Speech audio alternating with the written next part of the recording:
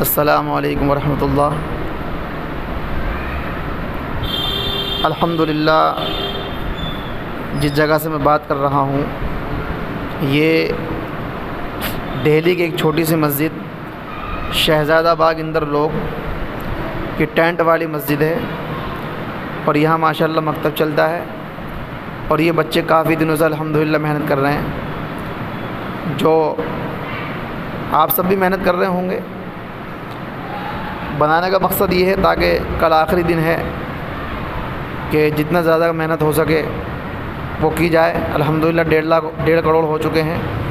हाफिज़ मोहम्मद शाहान साहब, कितने जीमेल करा लिए आपने?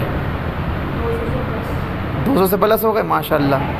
हमज़ा भाई आपने 150 प्लस, माज भाई 100 प्लस, हमज़ा